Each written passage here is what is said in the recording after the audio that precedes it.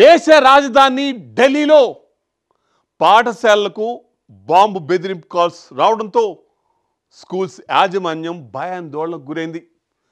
అటు విద్యార్థులు ఇటు తల్లిదండ్రులు టెన్షన్ మొదలైంది.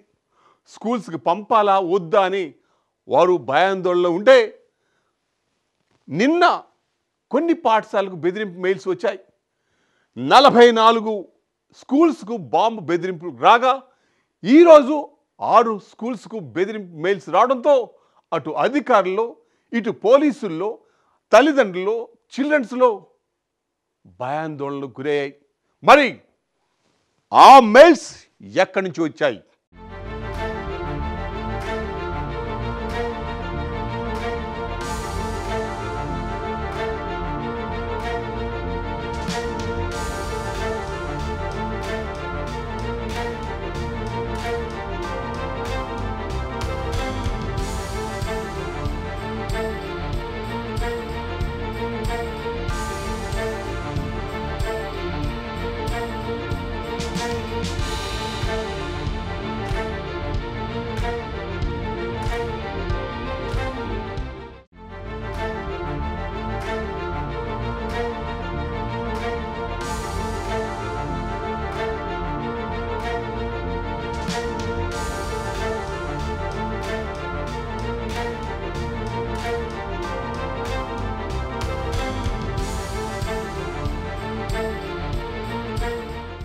దేశ రాజధాని ఢిల్లీలోని పలు పాఠశాలలకు మరోసారి బాంబు బెదిరింపులు వచ్చాయి.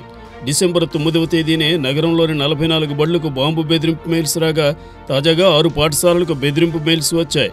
5 రోజుల వ్యవధిలోనే 2 సార్లు బాంబు బెదిరింపులు రావడంతో అప్రమత్తమైన పోలీసులు అనేక చర్యలు తీసుకుంటున్నారు. ఇందులో భాగంగానే తరగతులను కూడా నిలిపివేశారు.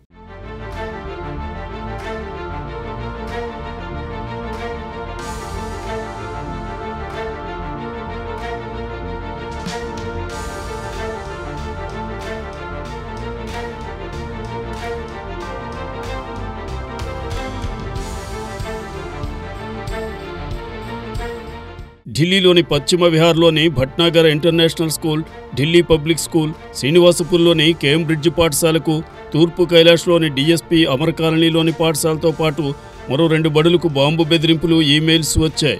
భట్నాగర్ ఇంటర్నేషనల్ స్కూల్కు ఉదయం 4 గంటల 21 నిమిషాలకు, కేంబ్రిడ్జ్ పాఠశాలకు 6 గంటల 23 నిమిషాలకు, డిఎస్పీ అమర్ కాలనీకి ఉదయం 6 గంటల 35 నిమిషాలకి బాంబు బెదిరింపులతో కూడిన మెయిల్స్ రాగా వెంటనే యాజమాన్యాలు పోలీసులకు ఫిర్యాదు చేశాయి. దీంతో అప్రమత్తమైన పోలీసులు వెంటనే బాధిత బడుల వద్దకు చేరుకున్నారు.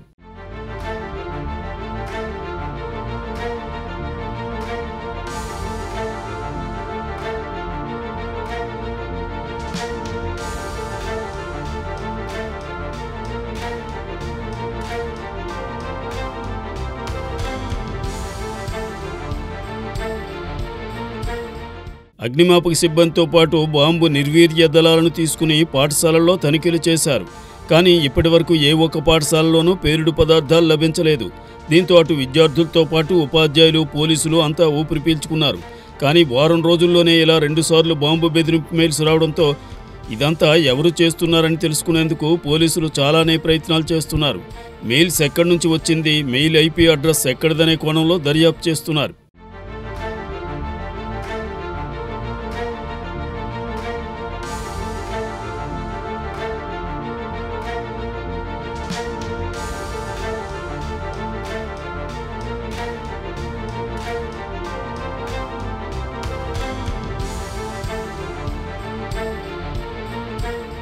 బాంబు బెదిరింపులతో విద్యార్థులతో పాటు వారి తల్లిదండ్రులు తెగ టెన్షన్ పడిపోతున్నారు.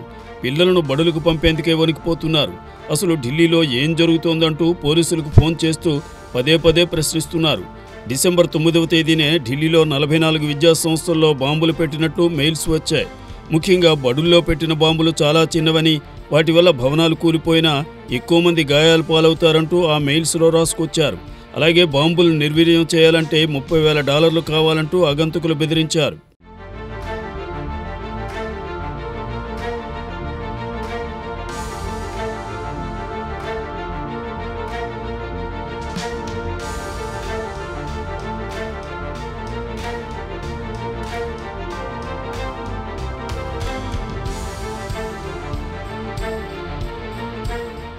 బెదిరింపులతో అప్రమత్తమైన పోలీసులు బడులాపేసి మరీ తనిఖీలు చేపట్టారు. అప్పుడు కూడా ఏ ఒక్క పాఠశాలలోనూ పేలుడు పదార్థాలు దొరకలేదు. ఇక ఇప్పుడు రెండోసారి రావడంతో మరింత అప్రమత్తమయ్యారు. ఇదంతా ఎవరు చేస్తున్నారో తెలుసుకునేందుకు చాలా కష్టపడుతున్నారు.